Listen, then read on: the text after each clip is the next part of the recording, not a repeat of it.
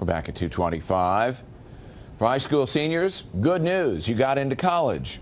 For the parents of those seniors, some bad news. Those student loans that you may have to take off are going to cost more because Congress has raised interest rates almost 1% higher they could be than in years past, and that, freshmen, could cost you more than $1,000 in additional interest over the 4-year life or over the life of the loans for 4 years of college.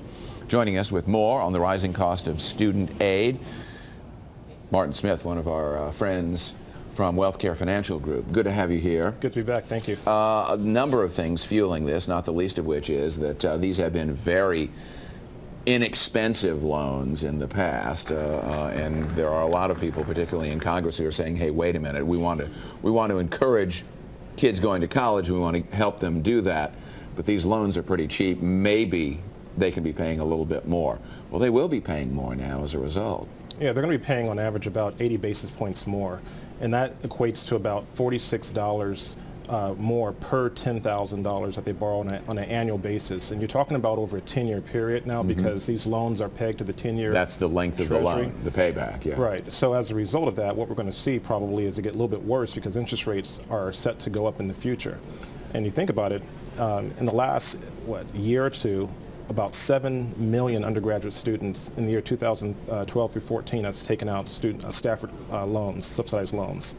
So there's a big population out there that are carrying these loans around. And something else that you said in there too is probably worthy of our consideration. These loans are now indexed so that as interest rates rise, so will the interest rates on these things. So it's not like it's not like that fixed rate loan for a car or a house or something like that. There is a variable component here. There is. And there are really 5 things I think people could do to put themselves in a better position to sort of beat the interest rate. And I think those 5 things will start with 1, consider staying in-state. In-state schools, of course, cost potentially thousands of dollars less per year than a private school. Secondly, I would recommend that you consider community college. Parents should consider community colleges for their children. I went to community college for a year before transferring to Howard University back in 1988.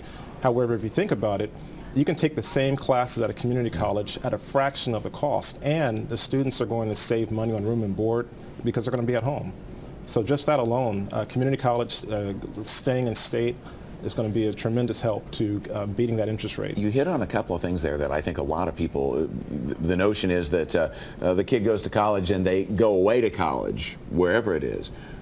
But there are some things to do now because tuition, room and board always seems to be going up, the rising cost of higher education, and now the rising cost of financing that higher education.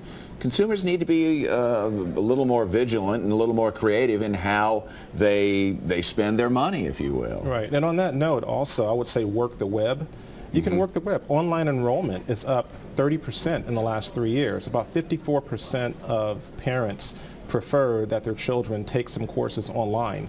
You're going to save money on tuition, perhaps. You're going to save on commuting costs. So online enrollment, and also, be very aggressive and proactive looking for scholarships. You don't need straight A's to get scholarships. There's all kinds of scholarships available for various types of students, but you have to go out and look for them.